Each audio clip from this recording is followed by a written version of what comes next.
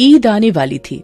सभी लोग उसकी तैयारी में लगे हुए थे। कोई नए कपड़े खरीद रहा था तो कोई सेवइयां, कोई गरीबों की मदद के लिए अनाज खरीद रहा था तो कोई रिश्तेदारों के पास जाने का प्लान बना रहा था। अरे हाँ, इस बार तो चाहे कुछ भी हो जाए, ईद की दावत पर हम सब लोग पहुँचेंगे। आप सेवइयां थोड़ी ज्यादा ही बनाना फूफी।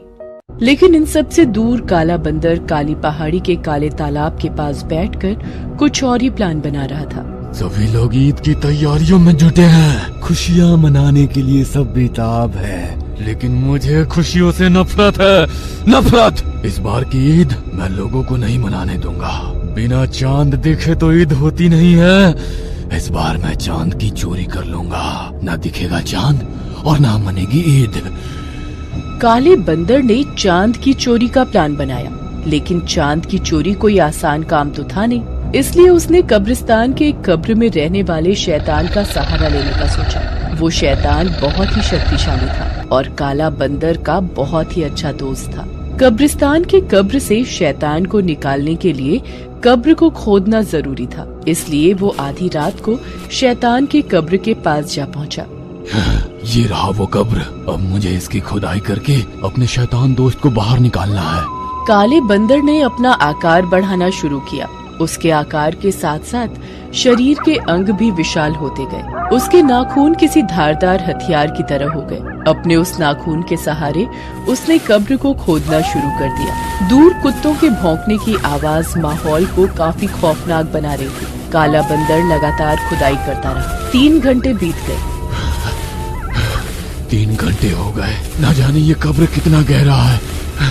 हाँफते हुए भी उसने कब्र की खुदाई जारी रखी और फिर वो वक्त आ गया जब उसके नाखून उस शैतान के गाल में चुभ गए।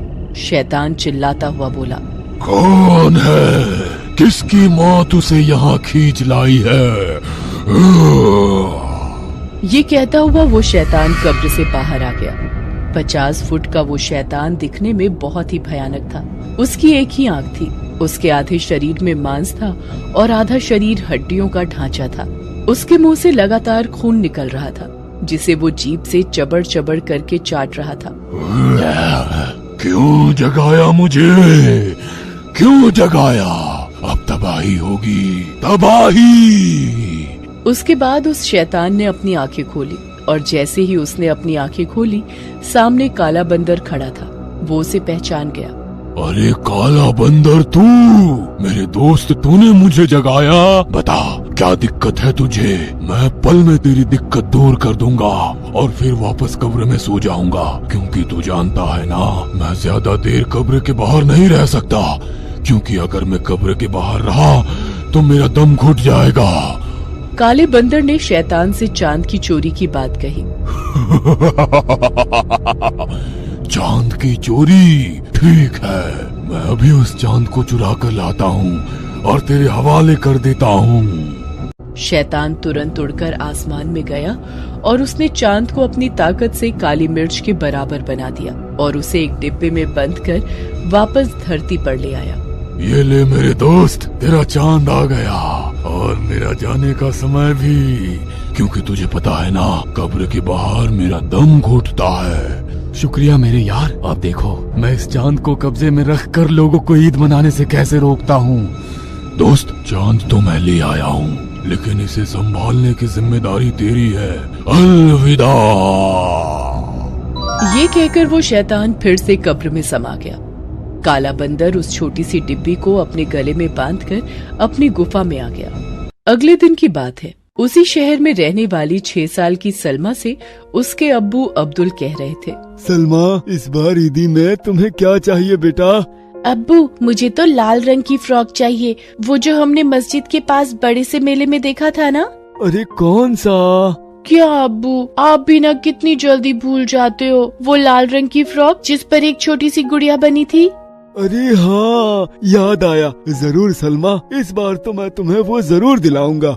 सलमा जब सिर्फ 2 साल की थी तभी उसकी माँ का इंतकाल हो गया था। अब्दुल ने उसे बहुत ही लाड प्यार से पाला था। अब्दुल गुब्बारे बेचा करता था, उसी से उसका परिवार चलता था। गुब्बारे ले लो, गुब्बारे, रंग बिरंगे गुब्बारे ले लो, गुब्बारे। अब्दुल की लाख मेहनत करने के बावजूद भी वो सिर्फ 2 शाम की रोटी ही जुटा पाता था। पिछले 3 सालों से वो सोच रहा था कि ईद पर अपनी बेटी सलमा को नई फ्रॉक देगा, लेकिन उतने पैसे ही उसके पास नहीं होते कि वो उसे नई फ्रॉक दिला पाता। छोटी सी सलमा बेचारी फटे चिथड़े फ्रॉक में ही रहती, लेकिन इस बार अब्दुल ने तय कर लिया था कि वो किसी भी कीमत पर उसे फ्रॉक दिलाएगा। मौलवी साहब तो कह रहे थे कि आज चांद तो दिख ही जाएगा। मतलब कल ईदी होगी, मस्जिद के बाहर लोगों की बहुत भीड़ होगी। कल मेरे बहुत सारे गुब्बारे बिकेंगे और जब बहुत सारे गुब्बारे बिकेंगे तो पैसे भी बहुत सारे आएंगे। मैं उन पैसों से सलमा को फ्रॉक दिला दूंगा और उसे मीठी सेवैया भी खिलाऊंगा। उसने ये बात सलमा को भी बता दी थी। सलमा बेचारी नई फ्रॉक के सपने देखने लगी।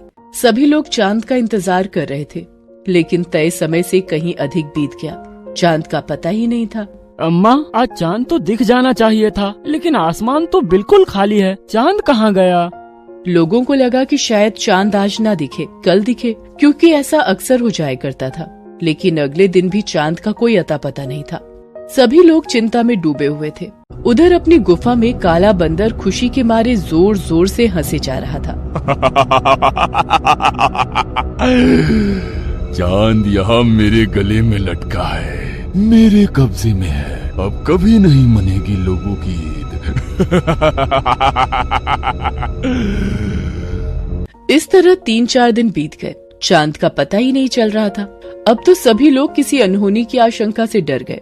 उधर छोटी सी सलमा खुदा से दुआ कर रही थी कि अल्लाह ताला, अगर चांद ही नहीं निकलेगा तो लोग ईद कैसे मनाएंगे? कैसे मस्जिद में जाकर लोग नमाज पढ़कर एक दूसरे से गले मिलकर ईद मुबारक कहेंगे? और मेरे अब्बू कैसे अपनी सारे गुब्बारे बेचेंगे? कैसे मेरी नई फ्रॉक आएगी? क्या इस बार भी मुझे फटी फ्रॉक से काम चलाना पड़ेगा? अल्लाह मियाँ, आप तो बहुत ताकतवर हैं। फिर अपनी ताकत से चांद को फिर से आसमान में ले आइए ना। फिर से हम सभी को ईद मनाने का मौका दीजिए ना।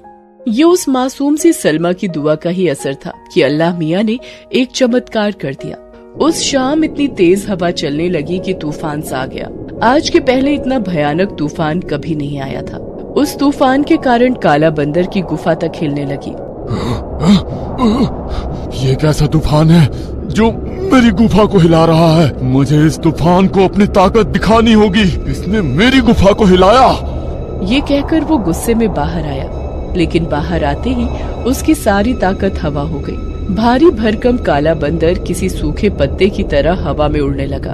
अरे अरे, ये तो मैं उड़ा जा रहा हूँ। ये कैसा तूफान है? तूफान का वेग इतना था कि एक धारदार हथियार एक दुकान से उड़ता हुआ आया और काला बंदर के गले में लटके उस डिब्बे के धागे को काट दिया। धागा कटते ही डिब्बा नीचे गिर पड़ा और उसका ढक्कन खुल गया और काली मिर्च के आकार का चांद डिब्बे से बाहर आया और फिर उसका आकार बड़ा होने लगा। अरे अरे, ये चांद कैसे निकल गया डिब्बे? काला बंदर ये सोच ही रहा था। चांद वापस उड़कर आसमान में चला गया और फिर उस चांद को सभी लोगों ने देखा और खुशियां मनाने लगे। अब्दुल और सलमा ने भी चांद देखा। अब्बू अब्बू, चांद दिख गया, कल ईद होगी, ईद। सभी लोग चांद देखकर जश्न मनाने लगे। काला बंदर गुस्से में चांद की ओर देख ही रहा था कि फिर से तेज तूफान आया और काला बंदर को उड़ाकर ना जाने कहां ले गया। अगले दिन सभी ने पूरे धूमधाम के साथ ईद मनाई। अब्दुल के गुब्बारों की भी उस दिन खूब बिक्री हुई। अब्दुल ने उन पैसों से लाल रंग की फ्रॉक सलमा को दिलाई और सभी ने सेवैयां खाई। दोस्तों, खुदा पर भरोसा रखें, वो हर मुसीबत से हमें बचाएंगे। हमारी ओर से आप सभी को ईद मुबारक। अंधेर वन में रात के समय कभी भी कोई नहीं जाता था। अगर कोई गलती से उस जंगल में चला भी जाता तो सुना है कि वो वहाँ से लौटकर वापस कभी नहीं आता था। ऐसी ही एक कहानी ये भी थी। रोहन को काम से आते वक्त देर हो गई थी तो उसने सोचा, क्यों ना मैं आज जंगल वाले रास्ते से ही चला जाऊं, तो मैं घर समय से पहुंच जाऊंगा। वैसे भी मेरी साइकिल खराब हो गई है। ये सोचकर वो जंगल की तरफ बढ़ गया। वो जंगल में कुछ अंदर ही गया था तो उसने देखा कि एक औरत जो कि प्रेग्नेंट थी सड़क के किनारे खड़ी है। वो रोहन से बोलती है, क्या तुम मुझे आगे तक छोड़ दोगे? मैं बहुत थक गई हूँ और अब मुझसे पैदल नहीं चला जा रहा है। मेरी साइकिल वैसे ही खराब है, मैं तुम्हें इस पर नहीं छोड़ सकता। अगर तुम्हें चोट लग गई तो वैसे ही तुम गर्भवती हो, मैं ये रिस्क नहीं ले सकता। अरे तुम कैसे आदमी हो, एक गर्भवती औरत को ऐसे जंगल के बीचों बीच छोड़कर चले जाने की बात करते हो? क्या तुम में बिल्कुल भी इंसानियत नाम की कोई चीज नहीं है? ऐसा नहीं है, मेरी साइकिल खराब हो गई है, नहीं तो मैं आपको आपके स्थान तक छोड़ देता। मेरी बातों पर यकीन करिए। चलो कोई बात नहीं, अब जब साइकिल खराब है तो तुम क्या कर सकते हो, अब जैसी तुम्हारी मर्जी। रोहन फिर अपने मन में सोचता है, अरे यार, जंगल में ऐसे किसी औरत को छोड़ना सही नहीं होगा। वैसे भी ये बेचारी गर्भवती है, मुझे इसकी मदद करनी चाहिए। फिर रोहन गर्भवती औरत को बोलता है, चलो ठीक है, तुम साइकिल पर बैठ जाओ, मैं इसे पैदल पैदल लेकर चलता हूँ। इससे हम गांव के दूसरे छोर पर पहुँच जाएंगे। वैसे तुम इतनी रात में कहाँ जा रही हो? अरे वो मैं पास के गांव में जा रही थी, लेकिन मुझे आते आते देर हो गई, इस वजह से मैं यहीं पर रुक गई क्योंकि मैं बहुत थक गई हूँ। चलो कोई नहीं, मैं तुम्हें आगे तक छोड़ देता हूँ। फिर रोहन बातें करता करता गर्भवती औरत को साइकिल पर बैठाकर खुद पैदल चल रहा था। तभी उसकी नजर साइकिल के शीशे पर पड़ती है। अरे ये गर्भवती औरत इस शीशे में नजर क्यों नहीं आ रही? आखिर ये सब क्या है? फिर रोहन अपनी साइकिल की तरफ देखता है तो गर्भवती औरत वहाँ मौजूद ही नहीं थी, जिसे देखकर रोहन पसीने पसीने से हो जाता है और साइकिल छोड़कर जंगल की तरफ भाग जाता है। हे भगवान, ये सब क्या था? वो कौन थी? कहीं वो कोई गर्भवती चुड़ैल तो नहीं? रोहन भागता है, तभी उसके सामने वो औरत आकर खड़ी हो जाती है और हंसने लगती है। रोहन उसे देखकर और तेजी से भागने लगता है और कहता है, आज तो ये औरत मुझे मार ही देगी, क्योंकि इसके बारे में मैंने पहले ही सुना था। ये किसी के ऊपर दया नहीं करती। तभी चुड़ैल वहाँ खड़े खड़े ही अपने हाथ को लंबा करती है और पीछे से रोहन की गर्दन को पकड़कर उठा लेती है। रोहन चुड़ैल से कहता है, मुझे माफ कर दो, मुझे यहाँ से जाने दो। मैं तुमसे अपनी जान की भीख मांगता हूँ, मुझे यहाँ से जाने दो। तू मेरी खुराक बनेगा, मैं तुम्हें खाऊंगी। मुझे इंसानी मांस बहुत पसंद है, इंसानी मांस काफी मजेदार होता है। वैसे भी तुम अच्छे खासे तंदुरुस्त हो, मजा ही आ जाएगा। इतना कहकर चुड़ैल रोहन को मुंह के अंदर निकल जाती है और फिर रोहन मर जाता है। रोहन घर नहीं पहुंचता तो गांव वाले छानबीन करने लगते हैं। रोहन कहीं आजकल दिखाई नहीं दे रहा, कहीं गांव छोड़कर भाग तो नहीं गया? मुझे भी वो कई दिनों से दिखाई नहीं दे रहा। वैसे वो गया कहाँ होगा? ऐसे आज तक तो कभी हुआ नहीं, वो बिना किसी को बताए कहीं जाता नहीं है, पर इस बार पता नहीं कहाँ गायब हो गया। छोड़ो भाई, कहीं भी जाए हमें क्या करना, हमें तो बस अपने काम से मतलब है। आ जाएगा कुछ दिन में जहाँ भी होगा। हाँ तुम ठीक कहते हो, वो काम से ही कहीं गया होगा, आ ही जाएगा। फिर कोई भी गांव वाला उसकी जांच नहीं करता। कुछ दिनों बाद की बात है, बिरजू नाम का आदमी अपने खेतों में काम कर रहा था तो उसे तभी गर्भवती औरत उसके खेत के किनारे आकर बिरजू से बोलती है, अरे तुम्हारे पास पीने का पानी है? मुझे बहुत तेज प्यास लगी है, मैं कई दिनों से प्यासी हूँ, मुझे पानी दे दो पीने के लिए। तभी बिरजू को कुछ आवाज सुनाई देती है। वो घूमकर दूसरी तरफ देखता है तो वहाँ पर उसे कुछ नहीं दिखाई देता। एक गर्भवती औरत कहाँ चली गई? अभी तो यहीं पर थी, अचानक से कहाँ गायब हो गई? ये माजरा देखकर बिरजू पसीने पसीने होकर गांव की तरफ भागने लगता है और तभी वो औरत अचानक वहाँ पर पहुंचकर बिरजू का पीछा करने लगती है। तुम गर्भवती थी ना, फिर तुम दौड़ कैसे रही हो? आखिर माजरा क्या है? मैं गर्भवती नहीं हूँ, मैं एक झूठी चुड़ैल हूँ जो झूठ बोलकर लोगों को अपना शिकार बनाती है। इतने में वो चुड़ैल अपने असली रूप में आ जाती है और भागकर पेड़ पर चढ़ जाती है। उसके लंबे लंबे बाल जमीन पर लटक रहे थे। तभी वो अपनी लंबी जीभ निकालकर बिरजू के गले को बांध देती है। झूठी चुड़ैल, मुझे छोड़ दो, मैंने तुम्हारा क्या बिगाड़ा है? मैंने तो तुम्हारी मदद करनी चाहिए और तुम मुझे मारना चाहती हो। अरे तुम चिंता मत करो बिरजू, मैं तुम्हें दर्द भरी मौत नहीं दूंगी। वैसे भी मैं बस लोगों को झूठ बोलकर अपने जाल में फंसाती हूँ और उन्हें अपना शिकार बनाती हूँ। पर तुम गर्भवती होने का झूठ क्यों बोलती हो? ऐसा करने में मुझे बहुत मजा आता है। लोग मुझे लाचार समझकर मेरा आसानी से शिकार बन जाते हैं, जैसे आज तुम बन गए। अब तुम्हें मरना होगा, मैं तुम्हें मारकर खा जाऊंगी। मुझे इंसानी मांस काफी पसंद है। तभी वो चुड़ैल बिरजू का गला अपनी जीभ से दबाकर उसको मार देती है। फिर बिरजू का दोस्त सुरेश उसे मिलने उसके घर जाता है, पर फिर उसे पता चलता है कि बिरजू कई दिनों से लापता है, उसका कोई भी अता पता नहीं है। आखिर ये बिरजू कहाँ चला गया? हमें बिना बताए वो कहीं जाता नहीं है। चलो चलकर उसे खोजते हैं। तभी सुरेश बिरजू को खोजने के लिए जंगल की तरफ निकल पड़ता है। कुछ दूर चलने के बाद उसे एक गर्भवती औरत दिखाई देती है। वो उसके पास जाकर बोलता है, तुम इस जंगल में क्या कर रही हो? तुम तो एक गर्भवती औरत हो, तुम्हें तो आराम की जरूरत है। मेरे पति ने मुझे घर से निकाल दिया है और मैं भटक कर जंगल में पहुंच गई हूँ। मुझे यहाँ से निकलने में मदद करो। ठीक है, मैं अपने दोस्त बिरजू को खोज रहा हूँ। मेरा दोस्त घर से कई दिनों से गायब है, पता नहीं कहाँ है, किस हाल में है। तभी अचानक से वो गर्भवती औरत अपने असली रूप में आ जाती है और सुरेश से कहती है, तुम्हारा दोस्त अब इस दुनिया में नहीं रहा, उसे मैंने मार डाला और अब तुम्हारी बारी है। तभी चुड़ैल सुरेश को अपने नाखूनों से पकड़कर उसको पेड़ पर टांग देती है। अब तुम्हें कोई नहीं बचाने वाला, इस दुनिया में अब तुम्हारा समय पूरा हो चुका है, अब तुम्हें मरना ही होगा।